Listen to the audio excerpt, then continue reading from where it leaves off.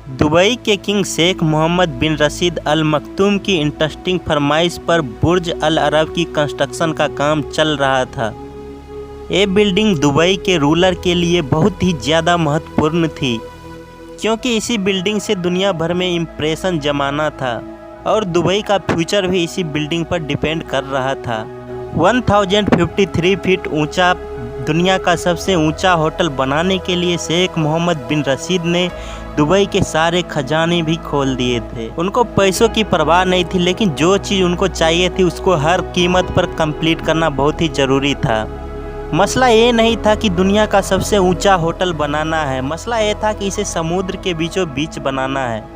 जी हाँ, construction team ने दिन रात एक करके दुबई के साहिल से 1300 फीट के फासले पर पत्थरों की मदद से पानी पर एक आइलैंड तो बना लिया, लेकिन जब वहाँ कंस्ट्रक्शन का काम होने ही वाला था तो एक ऐसा घटना हुआ जिसने उनकी नींदें ही उड़ा। एक ताकतवर समुद्री तूफान आया जिसकी इंटेंसिटी इतनी ज़्यादा थी कि उसने आइलैंड के पत्थरों को भी हिला दिए थे। यहाँ तूफानी लहरों ने आइलैंड को नुकसान पहुँचाया तो दूसरी तरफ दुबई के शाही महल में भी खौफ के लहर दौड़ गया, क्योंकि सबको यही लगने लगा कि जिन तूफानी लहरों ने आइलैंड को ही इतना नुकसान पहुँचाया है वो बाद में बुर्ज अल अरब को कैसे छोड़ेगा। आर्टिफिशियल आइलैंड पर दुनिया का सबसे ऊंचा होटल बनने का सपना चूर चूर हो रहा। बुर्ज अल अरब बनाने में किन किन प्रॉब्लम को फेस किया गया और पानी पर यह होटल कैसे बनकर तैयार हो गया, तो चलिए शुरू करते हैं। आर्टिफिशियल आइलैंड पर दुनिया का सबसे ऊंचा होटल बनने का ख्वाब डूबता हुआ दिखाई दे रहा था। हर तरफ मायूसी छा गया और कंस्ट्रक्शन का काम होल्ड पर जा चुका था। तभी एक इंजीनियर ने एक ऐसा सॉल्यूशन पेश किया जिससे चाहे तूफानी लहरें हो या चक्रवात, आइलैंड फौलाद बनकर खड़ा रहेगा। दोस्तों, दुबई के साहिल पर फख्र से खड़ा ये बिल्डिंग, जिसको हम बुर्ज अल अरब के नाम से भी जानते हैं, ये building dream palace of Dubai के नाम से भी जाना जाता है। फ्रांस के आईफिल टावर से भी ऊंचा 321 मीटर लंबी ये दुनिया का सबसे ऊंचा होटल है, जिस पर $1 बिलियन यानी 7,500 करोड़ रुपयों का खर्चा आया था। मेन आइलैंड पर ये दुनिया की सबसे पहली और ऊंची अद्भुत बिल्डिंग थी और साथ ही सबसे ज़्यादा लग्जरियस भी, जिस होटल में सिर्फ एक रात गुजारने का रेंट ही 18 लाख रुपयों के बराबर है।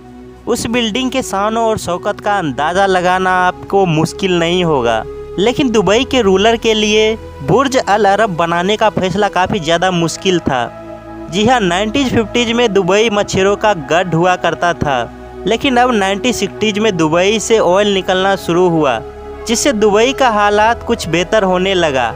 ऑयल निकलने के साथ उनको वहीं बुरी खबर सुनने को मिला।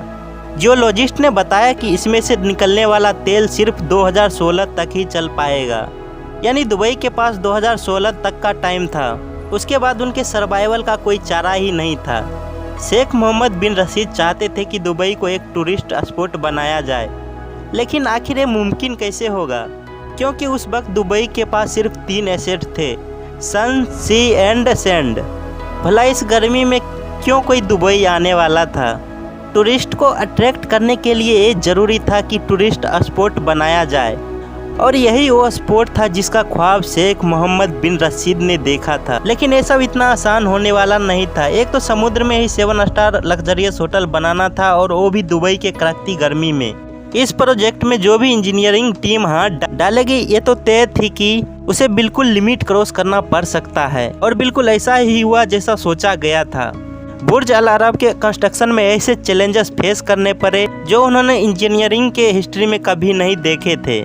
चैलेंज नंबर 1, सबसे पहला चैलेंज था शेख मोहम्मद को इम्प्रेस करने का। यानी दुबई ये प्रोजेक्ट बनवाना तो चाहता था, लेकिन उसके लिए ज़रूरी था कि कोई ऐसा डिजाइन लेकर जो पहली नज़र में ही शेख के आँख में बस जाए। ब्रिटिश आर्किटेक्ट टॉम राइट और उसकी टीम ने मुश्किल काम अंजाम देने के लिए हामी तो भरी, पर उनके पास इतना सारा एक्सपीरियंस नहीं था। टॉम राइट ने इससे पहले सिर्फ मामूली स्ट्रक्चर और स्कूल बिल्डिंग्स के डिजाइन बनाए थे, लेकिन बुर्ज अल अरब का डिजाइन बनाने के लिए उनको अपनी लिमिट भी क्रॉस करनी पड़ी। जी हाँ, वो ये डिजाइन बनाने के लिए इमेजिन करने के लिए योट में बैठकर साहिल से काफ़ी दूर गए, और तब उन्होंने एक सेलिंग बोट को वहाँ से गुजरते हुए देखा।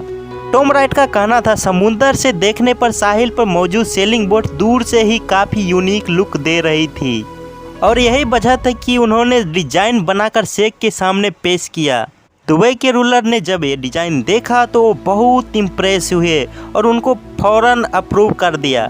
चैलेंज नंबर 2, टॉम राइट को शेख के ऑफिस से डिजाइन का अप्रूवल तो मिल सका था और अब बारी थी काम स्टार्ट करने की। लेकिन यही एक और मसले ने इनका रास्ता रोक लिया, क्योंकि डिजाइन के हिसाब से इस आलीशान सेलिंग बोट को पानी के ऊपर होना था, जिसके लिए एक आइलैंड की ज़रूरत थी और वो आइलैंड यहाँ मौजूद नहीं था। कंस्ट्रक्शन टीम अच्छी तरह जानती थी कि नया आइलैंड बनाने में कॉस्ट भी बढ़ेगी और बुर्ज अल अरब को समुद्री तूफान से खतरा भी हो। जैसे ही ये पानी इन होलो स्लैब्स में घुसेगा, वो पानी पत्थरों से टकराने के बजाय होलो स्लैब में ही गोल गोल घूम जाएगा। और दोस्तों सही में होलो स्लैब्स को लगाने के बाद आइलैंड पर लगने वाला जोर 50% तक कम हो गया था।